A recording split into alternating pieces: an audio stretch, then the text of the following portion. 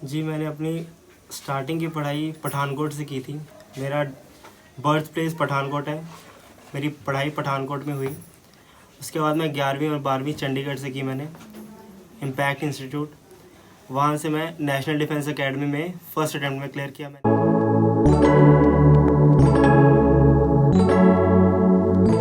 साथियों, इस समय मैं मौजूद हूँ राहुल यादव जी के घर पर, जिनका चयन भारतीय वायुसेना में हुआ है। मैं इनसे जानने की कोशिश करूँगा, इनसे बात करके कि इन्होंने किस तरीके से एक मध्यम वर्गीय परिवार से होने के बावजूद भी इस तरीके से इन्होंने अपने क्षेत्र का नाम रोशन किया, अपने माता पिता का, अपने परिवार का, अपने क्षेत्र का, अपने पूरे अयोध्या जिले का इन्होंने किस तरीके से जो है मान सम्मान बढ़ाया है। तो राहुल जी, बताइए, आपने अपनी शुरुआत की पढ़ाई कब और कहाँ से शुरू की, और आपको किनसे इसके लिए प्रेरणा मिली कि आप भारतीय वायुसेना में जाएं? जी, मैंने अपनी स्टार्टिंग की पढ़ाई पठानकोट से की थी। मेरा बर्थ प्लेस पठानकोट है। मेरी पढ़ाई पठानकोट में हुई। उसके बाद मैं 11वीं और 12वीं चंडीगढ़ से की मैंने, इम्पैक्ट इंस्टीट्यूट। वहाँ से मैं नेशनल डिफेंस एकेडमी में फ़र्स्ट अटेम्प्ट में क्लियर किया मैंने। मैं वहाँ गया, 3 साल की ट्रेनिंग की। उसके बाद 1 साल एयरफोर्स एकेडमी में ट्रेनिंग की मैंने। उसके बाद मैं हेलीकॉप्टर स्ट्रीम में पायलट बना हूँ। तो ये सब की प्रेरणा मैं जो श्रेय है अपने माता पिता, मदन जी, टीचर्स और अपने साथियों को देना चाहता हूँ। इन सब के बिना ये सब मुमकिन नहीं हो पाता।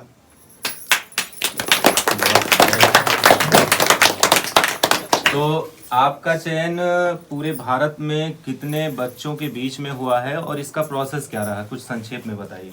एक्चुअली जो मेरा सिलेक्शन प्रोसीजर है, मैं एनडीए के थ्रू गया हूँ। एनडीए के थ्रू 2 प्रकार के कमीशन होते हैं, शॉर्ट सर्विस कमीशन और परमानेंट कमीशन। एनडीए के थ्रू जो जाता है एयरफोर्स में, वो परमानेंट कमीशन होता है।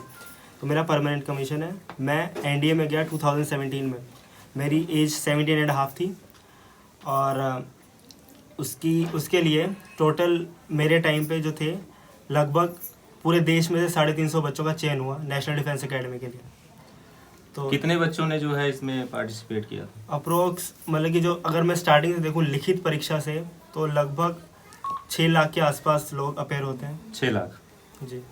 तो 6 लाख बच्चों ने इसमें हिस्सा लिया, और पूरे भारत से 6 लाख बच्चों में से ये 350 बच्चों में इनका चयन हुआ है। ये हमारे लिए बहुत ही गौरव की बात है।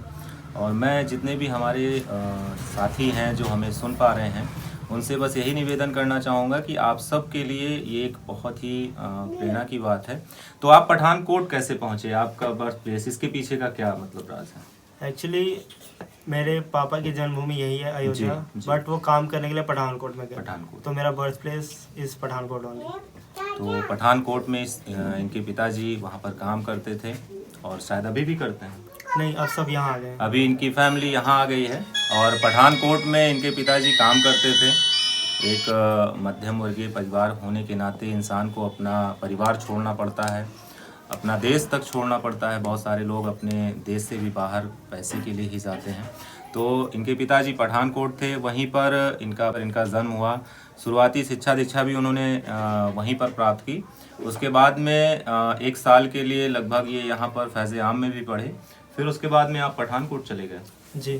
फिर उसके बाद पठानकोट गए, और वहीं से इनका चयन हुआ है। तो मैं आप सबसे निवेदन करना चाहता हूं कि आप भी ऐसे ही अपना परिश्रम कर सकते हैं।